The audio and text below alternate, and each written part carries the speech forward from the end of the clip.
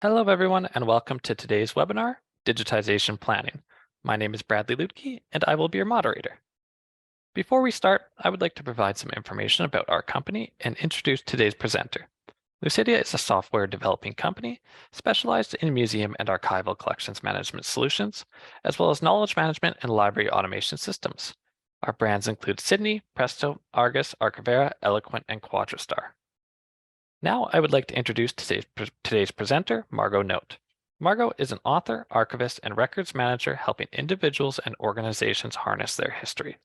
As the principal of Margot Note Consulting LLC, she facilitates the understanding of the importance of unique collections, suggesting ways to manage them and to use them to tell their stories to connect with people. She is also a popular guest author for our Lucidea Think Clearly blog and has provided us with many great webinars that are listed on our website. So please feel free to check those out after today's session. Take it away, Margot. Thank you so much. So today I'm going to be talking about kind of planning with digitization projects, because I think that's the key piece of it. So when we think about digitizing and any type of major project, there's a huge amount of change in a project. That's what makes things new. We're doing something different than we've done before.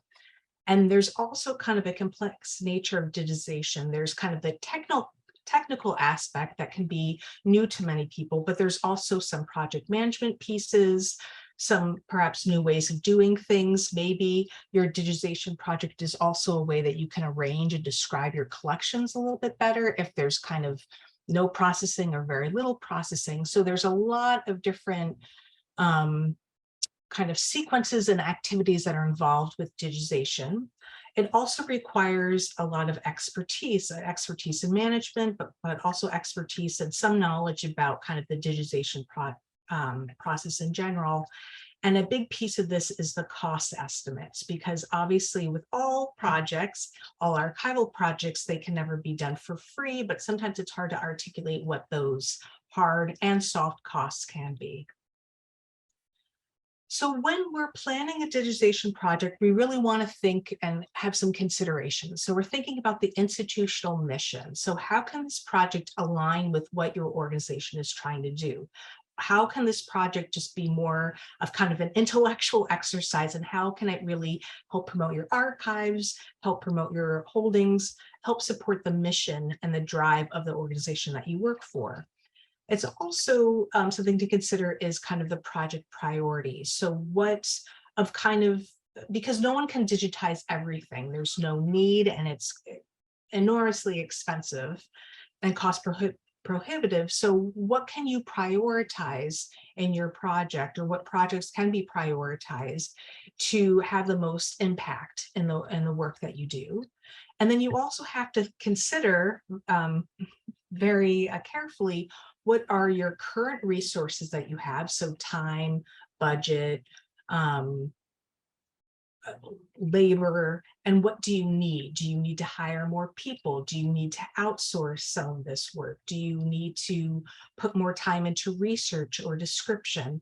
So there's usually some additional resources that you'll need to get.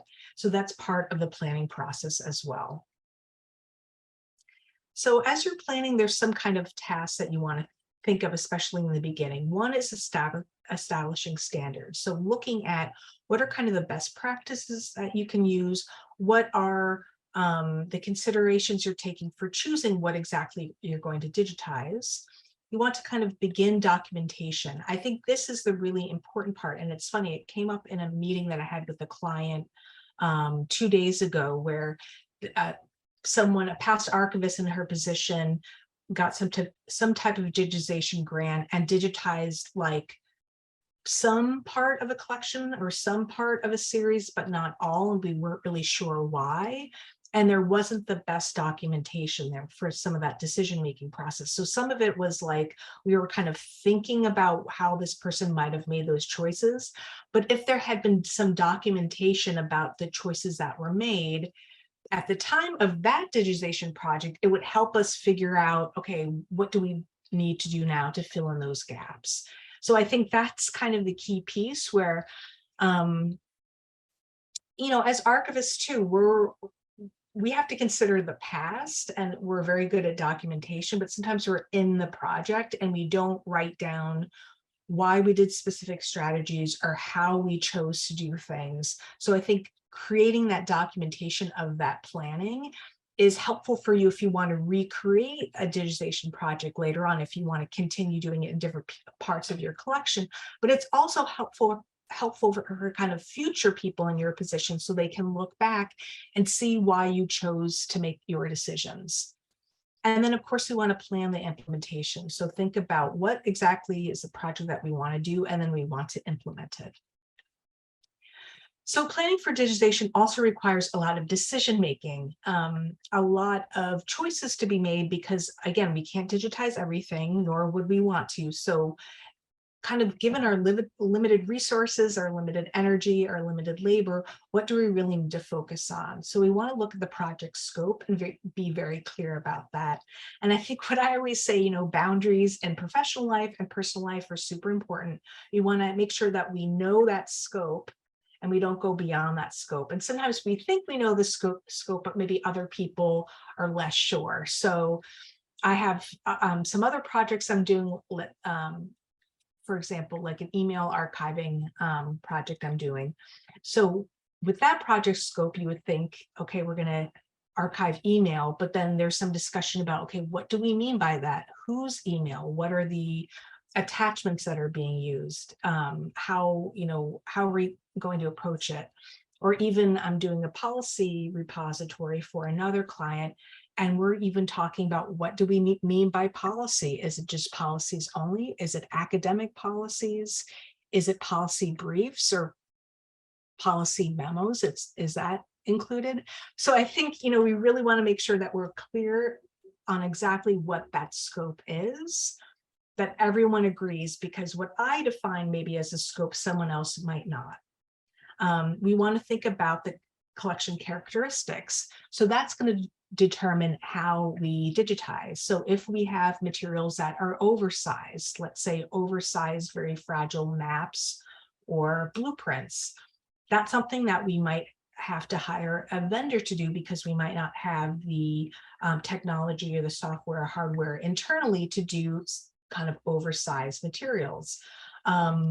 We might need to digitize things at a very, very high resolution where we might not have the equipment, or we need to hire someone to do it specialty. Or if it's like an AV project, that's something that makes sense to send out to a vendor, because they're going to have the equipment of all different, reel-to-reel and cassette tapes and VHS tapes. And so knowing what those characteristics of the collection is helpful for us to start making some decisions and planning out the project. And then we want to think about the image capture specifications. So if we know what the end goal is going to look like, then, or like the end result we're looking for, then we can move backwards. So I know that I've used this in a couple other webinars as an example, but I had a major digitization project I was doing for a past position, and it was mostly slides, like 35mm slides, and then some print photographs. And we needed to digitize it for Art Store, which is, a subscription service where you're zooming in on those details. And so in order to zoom in on those little tiny details, we have to digitize at a tremendous digitization rate that we had no capacity to do internally. It needed specific scanning software. I had to find a vendor that could do it. And so that was an example of all the decisions I made was really based on that end result. So kind of working backwards to figure out what you need. And this is why it's helpful to have this planning process rather than just to kind of jump into something, to really spend that time thinking through the project before you jump in. It's hard not to want to jump in. So it all really matters about what's in the details. So you have to think about the number of records. So are we thinking about 2 records boxes full of materials? Or is it, for one client, I had 10,000 boxes worth of materials. So we had to figure out, okay, of those materials, of those boxes, what are we going to digitize? We want to identify the format, sizes, and conditions. And we want to assess unusual characteristics. So, and this really goes into pricing too, especially pricing, especially for per piece. So for example, if you have a bunch of slides that you want to digitize, if you're doing it internally or you're hiring a vendor, it's going to take a relatively short, it's going to be low cost for the vendor because it's the same size. You can do it rather regularly. There's kind of the collection is homogeneous. But then let's say you have paper files, so the letter size materials, and if they're one-sided, and let's say they are typewritten and they're in good condition, that's going to be an easier way to digitize those materials, versus if you have a collection that is on fragile paper, all different types of paper, letter and legal size. If it's handwritten, if it's typewritten, if it's on one side or both sides, if things are folded or in envelopes. So that kind of knowing those details is helpful as well, to figure out those details. So planning is always more important than technology. And so what I sometimes encounter is that people think that the technology or the software or hardware is going to solve the problems. And that's only a tool. Like you can have a hammer, but unless you're a contractor, like that doesn't really mean anything. It's only a tool. So technology should never drive projects. You're not going to find a piece of software that's going to do all this for you. For example, like a piece of software, let's say if you have a digital asset management system, you're going to need metadata. Like that's not created out of the ether. I mean, there are some advances with AI, but we're still not there. And we're certainly not there with, let's say, nonprofits.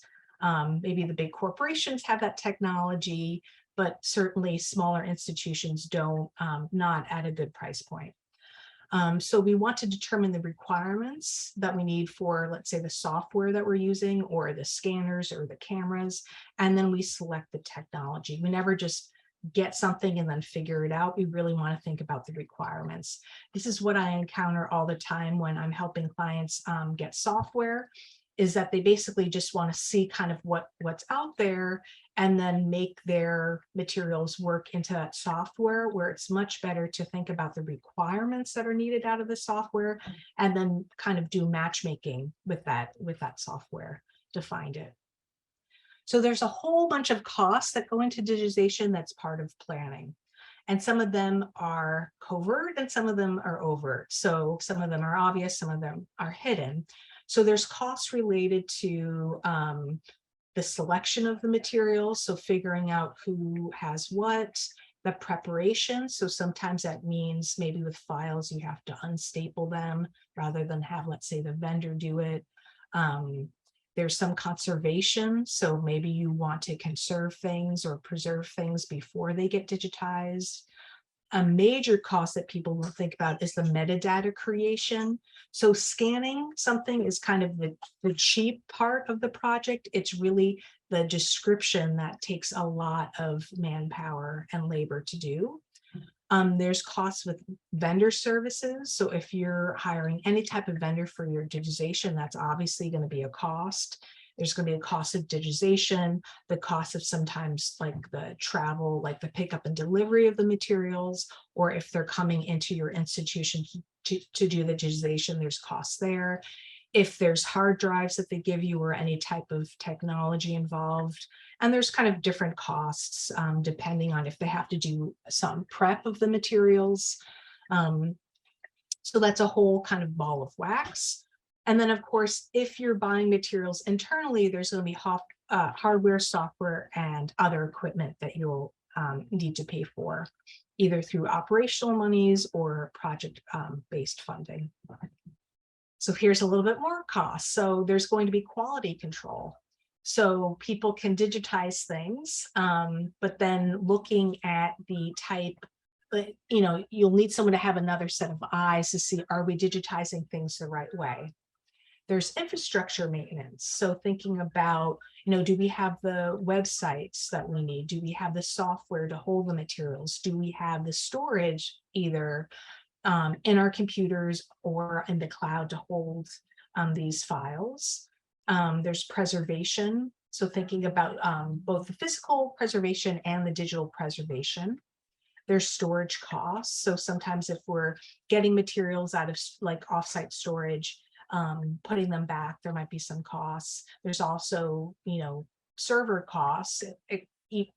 Those costs are significantly going down in time, but there is some cost related to storage.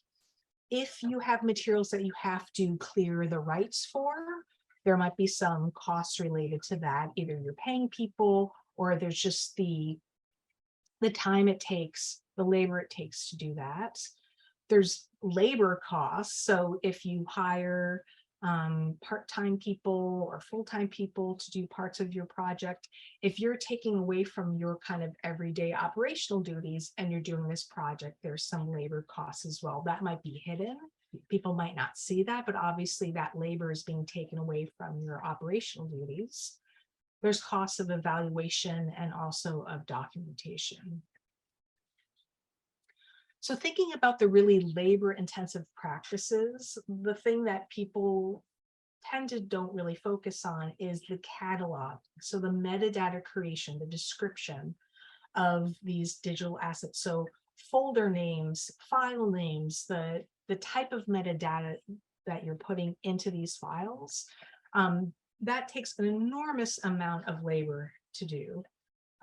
There's also locating and reviewing originals. So finding those materials, preparing them to be digitized, and then the preparation and tracking as well. These last two bullets are practices that we don't really think of as being that labor intensive, but they do, I think, add up over time. The one thing that's like the silver bullet is the cataloging. That to me is something that people don't really think about, and it's enormously expensive.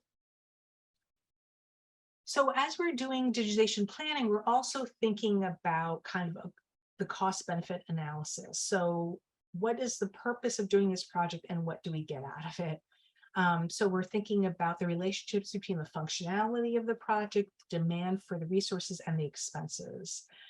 And so what I found with a past project I did for an organization that had 10,000 boxes in offsite storage that they wanted to digitize at least some of the holdings that they had. And that was a whole selection process. So part of my project was to really figure out how exactly we're going to do this. So doing some of the planning of that project. And a big piece of it was thinking about how much is this going to realistically cost? So there wouldn't be sticker shock, or at least people would know what it would cost going in so they can fundraise for it. And so that summer, so this is maybe 2 summers ago, I felt like I read every single piece of professional literature in the English language that had to try to find some type of costs. And I could just not, no one was really putting down hard numbers. And I had to look into kind of a lot of European based projects that were more of a collective to figure out pricing. And I still didn't really get that pricing, but I was able to figure out kind of ways to discuss it. And what I found is that for the cost, and I kind of built this cost model based on what I found, is that if you have a pot of money, about 1/3 of that pot of money of a digitization project goes into digitizing. So scanning, using cameras, hiring a vendor, slapping something down on a scanner to be digitized. That's 1/3 of the money. And usually people think that's the only money, but there's 2 other pieces. So the second piece is the metadata creation, and that's another 1/3. So the time and labor it takes to do file names, to do metadata creation, to figure out what metadata scheme are we going to use, what thesaurus we're going to use, like how are we going to do this? That's another like 1/3 of that pot of money.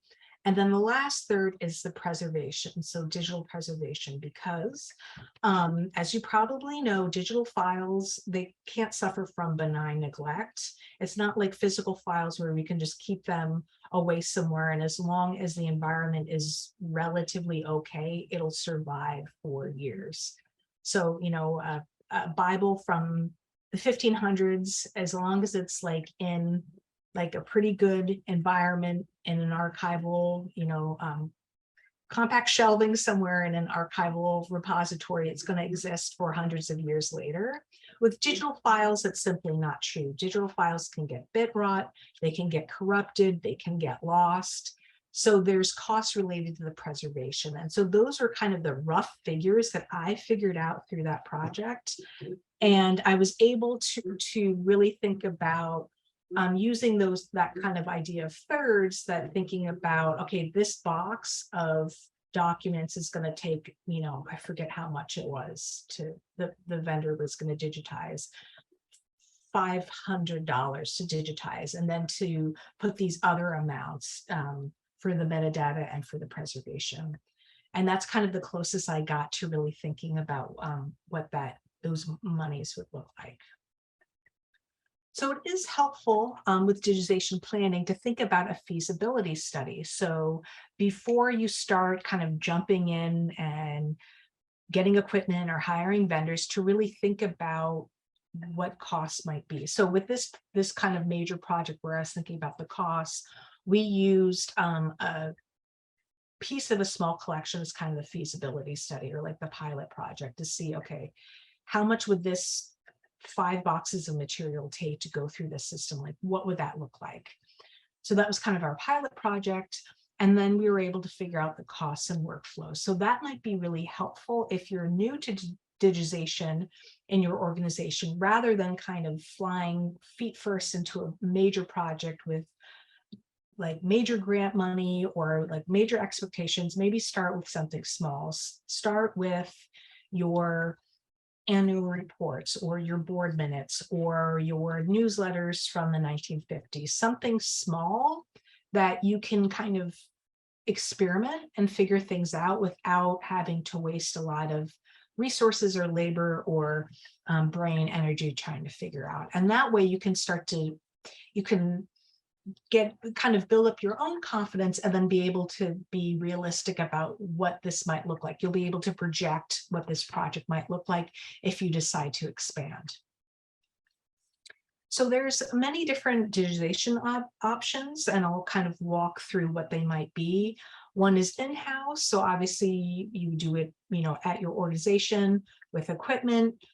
Maybe you might hire people to help you, or you might just do it as part of your regular duties. You can also outsource it, so send it out to some type of vendor. The vendor can come into your organization, or you can send it out to a local vendor, a regional vendor, a national vendor, depending on who you're working with.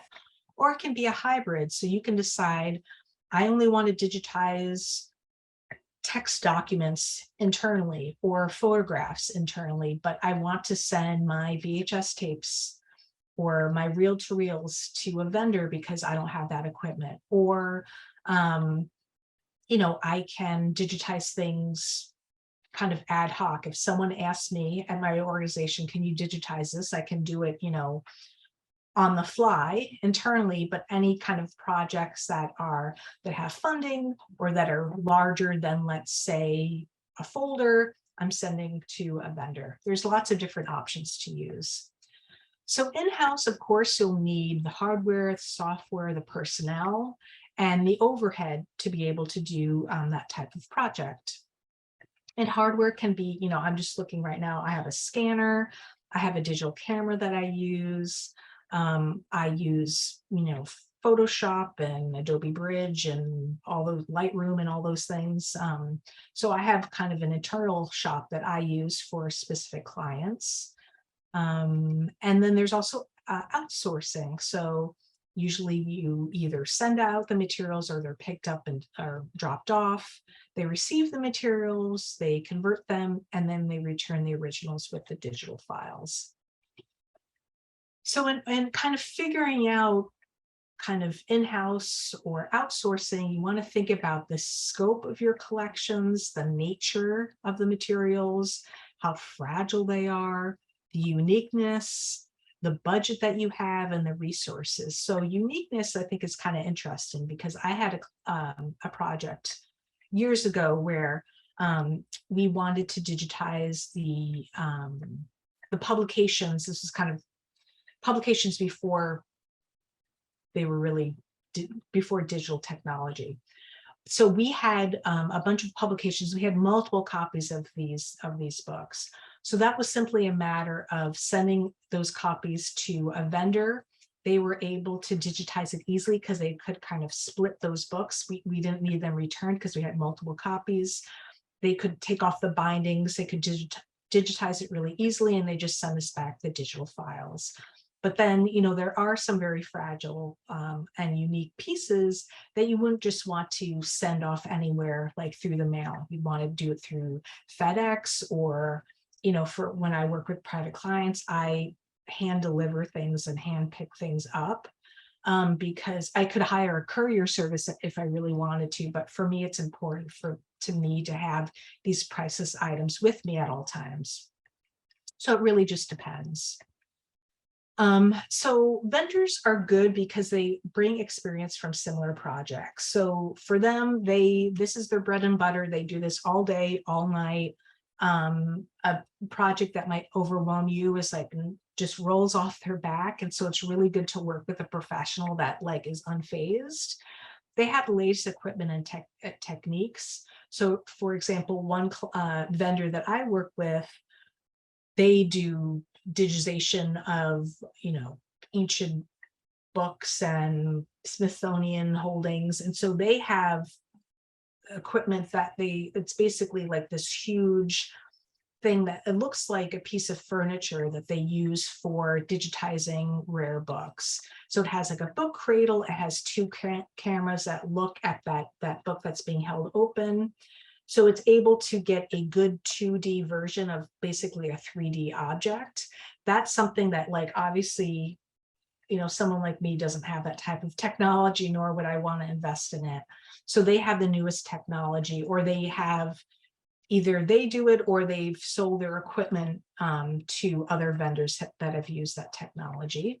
And then they employ specialists. So people that their technicians are used to working with these materials. They're used to working with a high volume. They know kind of the ins and outs. And so they're purely looking at the volume of what they're digitizing, so it can move through very quickly. And it's a nice way to kind of set it and forget it, to give it to the experts, have them figure it out, and then have them return the results to you.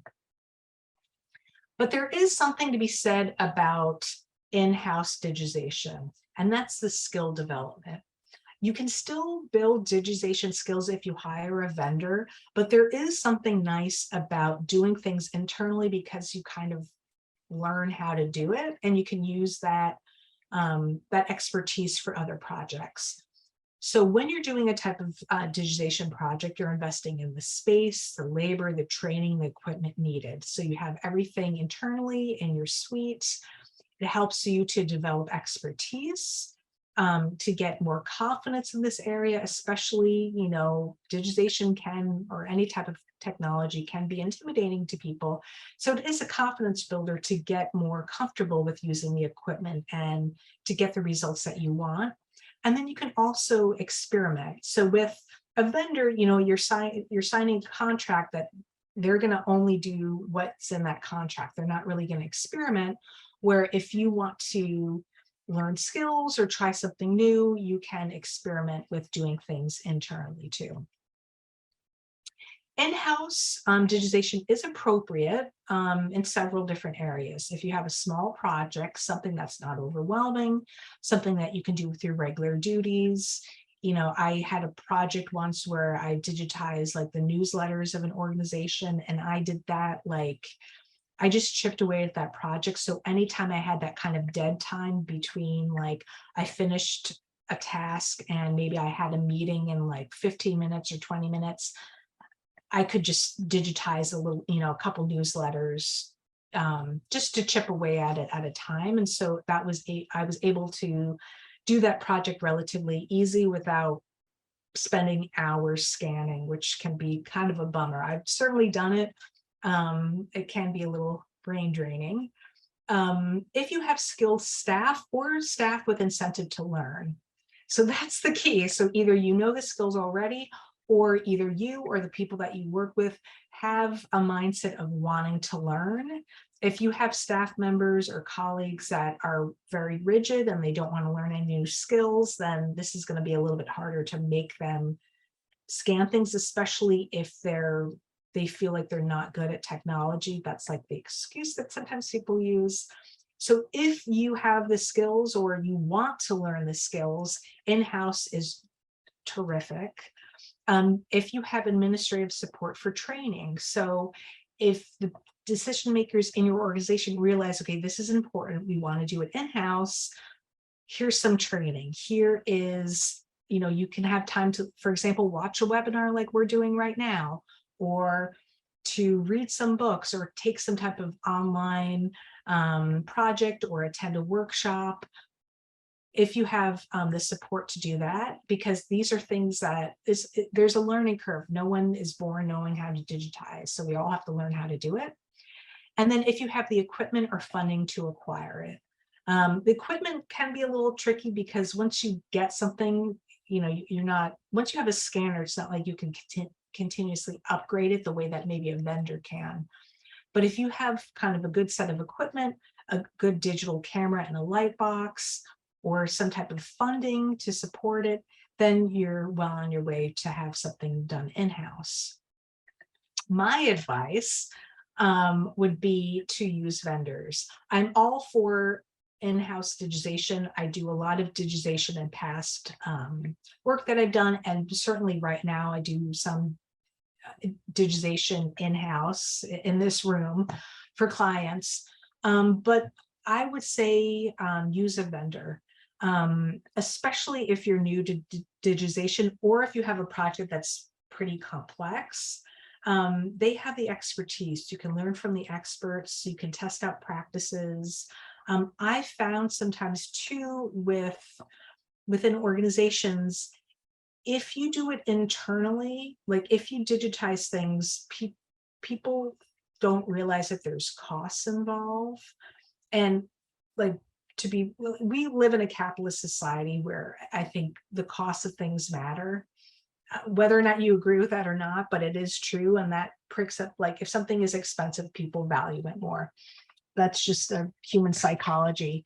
So what I found is that when you hire a vendor, people realize that these things cost money, like all archival labor costs money. It requires a massive amount of expertise, a massive amount of labor, and that expertise and labor is sometimes really invisible. But when you put a price to it, then people pay attention. And I think sometimes it's grant opportunities are helpful to get that money to pay for a vendor as well. So something just to think about. I would always try to do at least 75% of your digitization with vendors, just my advice. So even if you're doing things in-house or outsource, you might need staffing for a digitization project that you want to plan for. So the staffing, of course, depends on the project size and complexity, and training is required. So this is what I found too, that sometimes people think, well, just interns are going to do it, or volunteers, or students. But the young people don't necessarily know how to digitize things. They might be more willing to learn how to digitize, but they don't come out of school knowing necessarily how to digitize. So you're going to have to do training for them. And it's important to know, like, to have at least some knowledge that you can help someone else do it, not just assume that people are going to be able to digitize. Because if people are scanning materials, for example, they might not know what resolution they need, or that they have to do something in a TIFF file and a JPEG file, or other things that we've talked about in these webinars. So there is some training required. And I would suggest looking for a kind of a smaller core group than a larger group with changing membership. So think about what are kind of like your core kind of skeleton crew of this project, and really focus on building up those skills for those people. So your digitization team is going to have several members, and sometimes people wear several hats depending on the size of the project, the size of the institution. So this is kind of a typical team that I would think of. So you need a project manager, someone who's like the good cop, bad cop, kind of controlling the project, making sure everyone's on board and that the project is moving forward. You're going to need someone who's kind of more of a curator or a selector. So they're thinking of, okay, of all the things that we can digitize, what are we focused on? Like, what are those pieces? And they're going to need some type of subject matter expertise to make sure, okay, we're getting those gems of the collections. You'll have some type of scanning technician. So again, if that's done in-house with scanning or outsourced, there's going to be someone that's actually doing the scanning or the digital capture. There's a quality control technician. So that should be someone separate from the scanner, who's looking at the results and making sure, nothing is skewed, the resolution is right, the color is right, there's not any weird artifacts, especially when you're dealing with a vendor. What we signed the contract for the vendor to do, did they hold up their part of the bargain? The cataloger, so the person that's creating and putting in the metadata of these images or text documents. And then the web manager, or wherever this material is ultimately going to end up. Let's say you're putting it on your website, and maybe you're putting it on I don't know, the Internet Archive or some other, maybe your local or state like repository that collects, materials of different organizations. So where is that stuff ultimately going to end up, and who's going to put it there? You might also have, and this is depending on your organization, you might have, let's say, a steering committee, especially for a project that has grant money or has some type of prestige. So that might have archivists, catalogers, subject specialists, people that are kind of steering the project, giving their opinions and expertise about what's happening within that project. And sometimes there's also an advisory committee, and so they're looking on the project's focus and direction.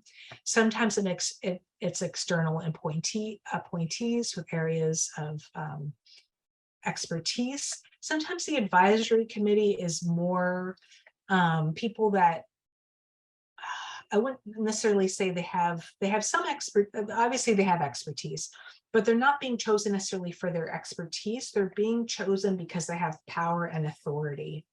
So if there's any kind of bumps in the road or any type, you can say so-and-so on the advisory committee said we needed to do it this way. So they're kind of the people that have the influence to get things done in organizations. And so I've talked about this with project management all the time, especially with project managers. You have to get results without the authority. So typically, as a project manager, let's say a project manager for a digitization project, you're asking people to do a whole bunch of work that's outside of their regular duties. And sometimes you're asking people that have way more seniority than you do. And sometimes there's a little bit of pushback. People don't like to be necessarily told what to do. So sometimes you need that kind of muscle. And that's where an advisory committee or even an executive sponsor can kind of hold that position for the project. There might be subcommittees dedicated to maybe the technical piece, an academic piece, if we're doing something that's related to a research project, or editorial support. So if there's something where we're creating metadata, or we're creating text that goes with these digital files, these are subcommittees that could advise in that process as well. So collaboration, I think, is when 1 + 1 = 4. So there's often collaboration is required for local, national, and international initiatives, especially if they're grant funded. They love people that or organizations that give grants really like to to see you kind of moving beyond just your institution and partnering with somebody else. It broadens the access and ensures the maintenance of these projects too. And a lot of times you can kind of pool resources that you might be doing some of the labor, but then let's say it's on someone else's website, or they can add more skills that you as a small shop might not have. So an example that I can use is I was talking to a potential client related to a project, or a grant funded project, and we're still figuring out if they're going to get the grant or not. And they are a small nonprofit that's related to a specialty type of art making. That's, I'm trying to be as vague as possible. So a specific type of art technique. And they're real scrappy. They came out of the 1960s, like a really interesting organization, but just a small nonprofit that's extremely niche. And they don't have a lot of resources. They're all artists. They're not necessarily archivists or librarians, or frankly, think that way. They're creative people, not kind of information people. So they had a magazine of their art technique that's like the most well-known magazine. It's like the standard. It's like where all the artists are, you know, you're in the magazine to be seen, to see and to be seen.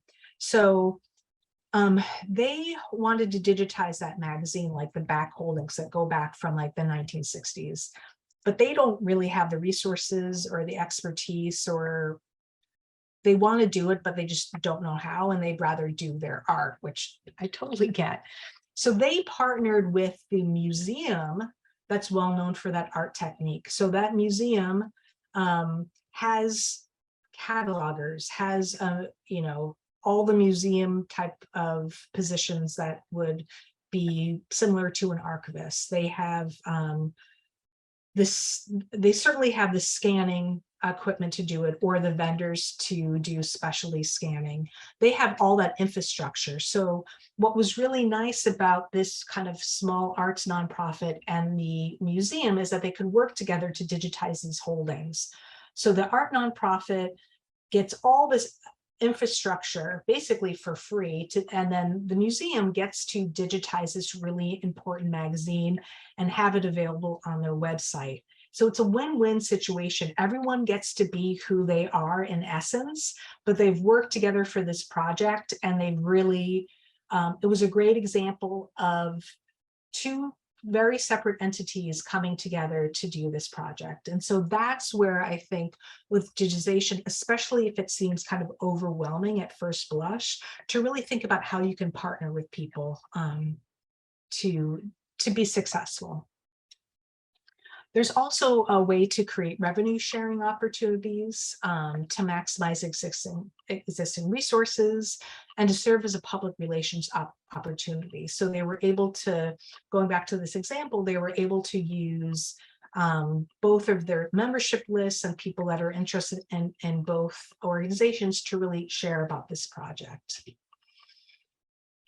Working together makes a larger partnership successful, especially if you're known for kind of working these projects with smaller collaborations. You can kind of build on that, build that expertise.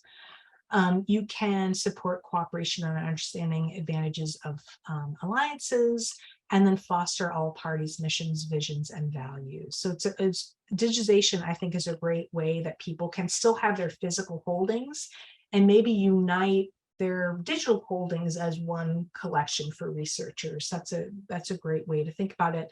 So for example, a researcher doesn't have to go to multiple places to look at the holdings. They can look at one digital repository.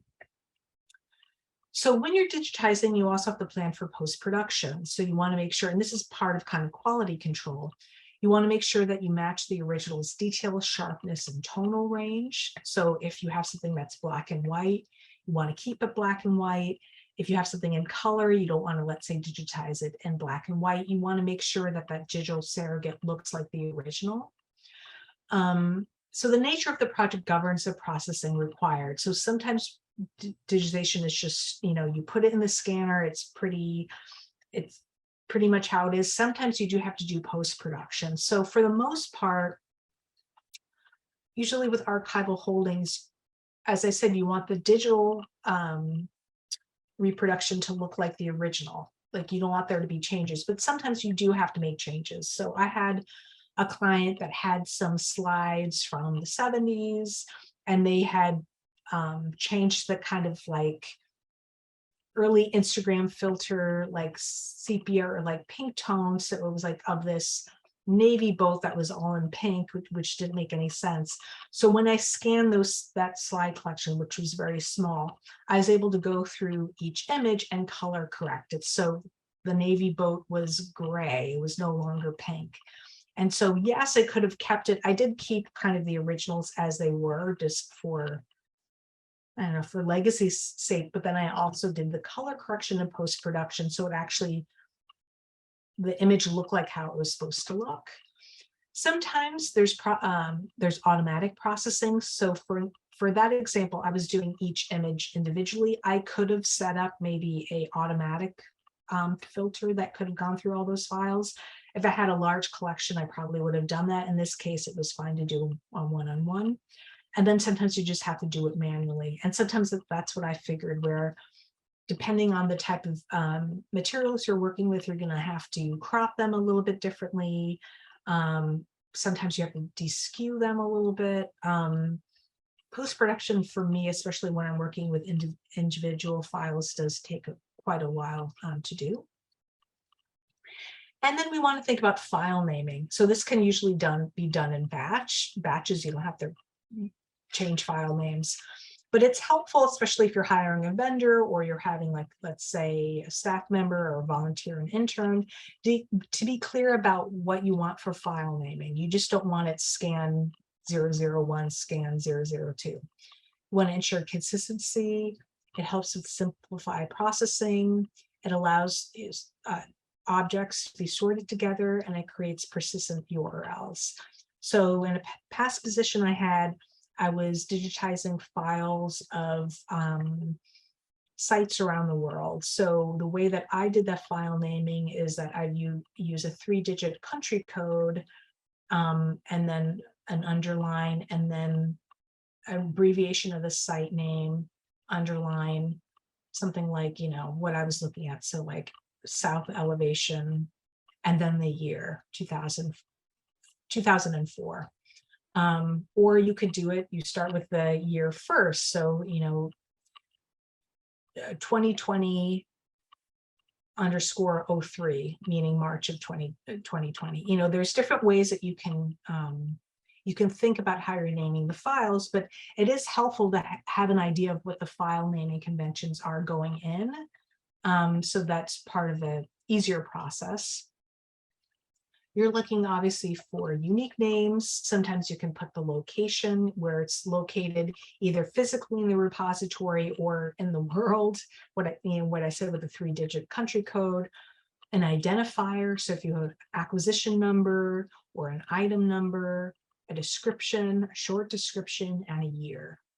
Those are typically what I see in the file names that I'm looking at.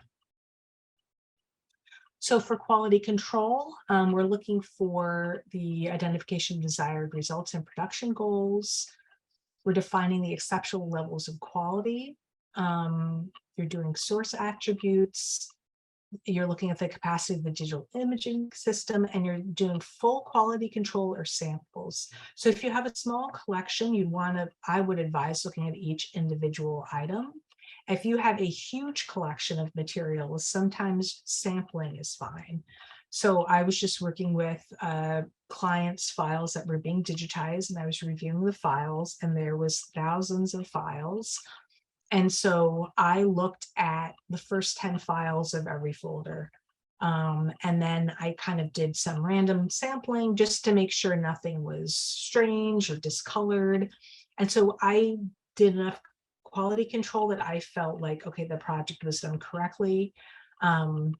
I looked at the resolution, I looked at the file naming conventions, I looked at the file formats, and so it was all good for me, and I didn't have to go through each individual file. I could have, but I was able to figure that out in a shorter amount of time. That collection was I felt confident that it was digitized correctly.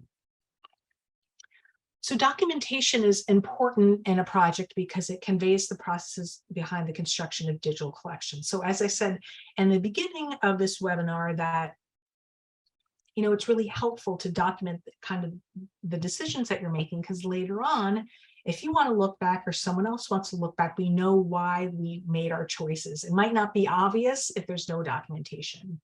We're looking at project plans, metadata guides, workflows. It helps standardize systems and processing. And each new project will require less unique documentation. So if this is your first digitization project, you might have a lot of systems and workflows that you created.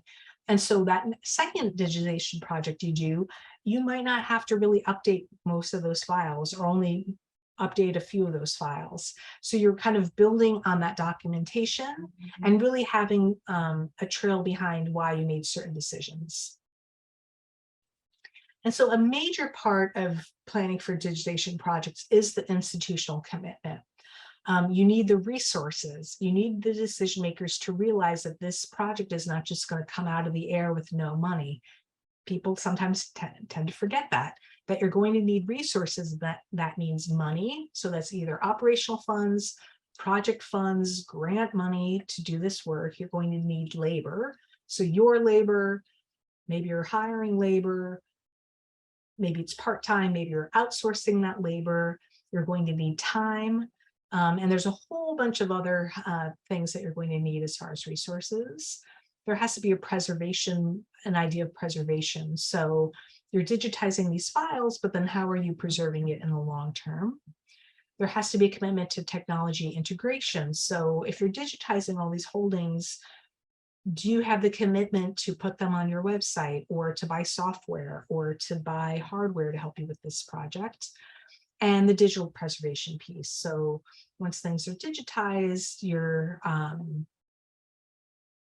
digital files are fragile. So you are keeping them for the long term. Like, how are you making sure that things are being backed up and migrated and refreshed as needed? Thank you, Margot, for the wonderful presentation. We're also very excited to announce that you can download a copy of Margot's latest book, The Digital Decisive Moment, Transformative Digitization Practices, from our website. And if you'd like to learn more about our archival collections management system called Archivera, please feel free to visit our website or reach out to us at sales@lucidea.com. We would be happy to have a chat with you. If you have any more questions on any of our software or our company, our contact details are listed on the screen for you. And please stay tuned for more webinars and content related to this series. On behalf of the Lucidea team, I thank you all for attending today, and until next time, thanks.